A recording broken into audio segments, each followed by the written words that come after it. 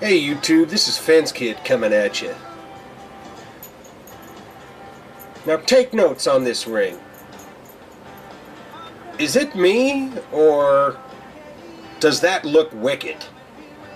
Is that one of the most wicked designs you've ever seen on a coin? This ring is made out of a 1900 Newfoundland 50-cent coin. You can find them on eBay. And when you anneal a silver coin, and then you quench that hot ring in an acid bath, it produces this white frosty finish, which you're looking at right now. But if you really want to if you've made a coin ring and you're having trouble, seeing the design on it, now take notes on this. Tell me what you think of this. You've got this look here. Now check this out. Woo! Easy enough to see those designs? For crying out loud, they're jumping off of the ring. Today, I'm going to show you how to take this ring, any ring, and give it a very contrasted look and bring out all the details on it to make them jump off of the ring. So stick with me, grab a bag of popcorn, a popsicle, a box of Juju fruits. This isn't going to take long. This is real easy to do. Okay, let's get this party started. All you're going to need to get this taken care of is, first of all, a small cup of hot water, okay? And then you're going to need this stuff.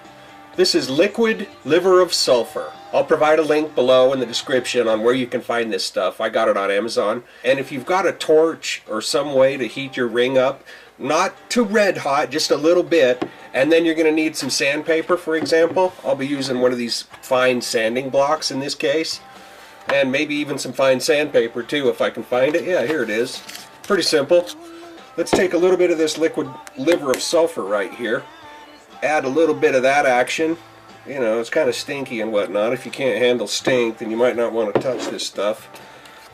It smells a lot like eggs, a stink bomb like they lit off in high schools and whatnot, to clear the classroom out. Anyway, you're just going to mix that in with some hot water. And then we're going to drop a warm ring into this. So we'll take a blowtorch, fire that bad boy up, and add a little bit of heat to it. Not a big deal. Don't get the thing all crazy. Just warm it up a bit. That should work for me. That's plenty good there.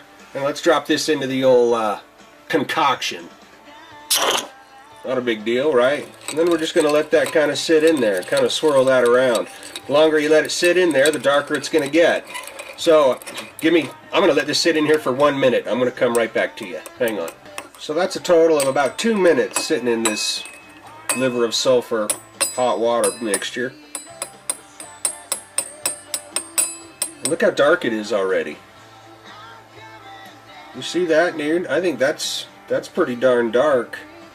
I think that's going to work. That's plenty dark for me. Oh yeah. You can see how dark that whole ring went.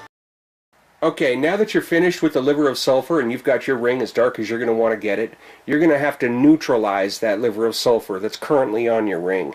Do this by dropping your ring into some water with some baking soda in it. That will neutralize the chemicals in that liver of sulfur and stop the reaction. Extremely dark. Now let me get this stuff out of the way so I don't be spilling this stuff. You wouldn't want to spill that anywhere. And here's what we're going to do.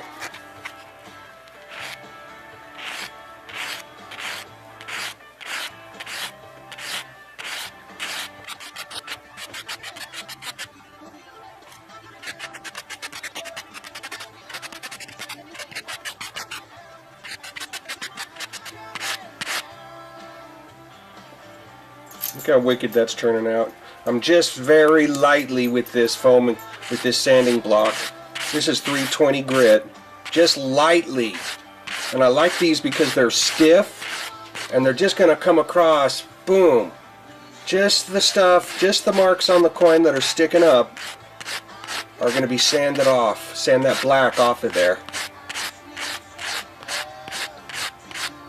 Again, I can't emphasize it enough. Do not get crazy. Don't be putting all kinds of pressure on a ring, especially a silver ring, for crying out loud, that you just spent time making.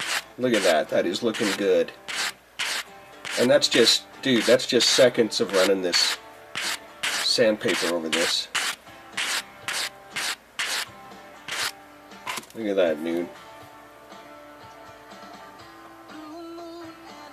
Is that wicked, dude, or is it just me? I mean, am I tripping? Now let's take some of this, I can get my finger in here. I've also seen fine steel wool work for this real well, too. And let's just get in here and ever so slightly try to hit these highlights in here. And like if you were to like sand off too much, you know what I mean? It's not a big deal. You just repeat the process, re-blacken it up and start over. If you want to sand at the least amount as possible, right? You don't want to be sanding until you sand off the highlights on your coin, on your ring. Hit the edge real sweet. Not a big deal, right? I mean, anybody can do this. If you're sitting there thinking to yourself you can't do this, I got news for you. You're wrong. Because this is easy stuff.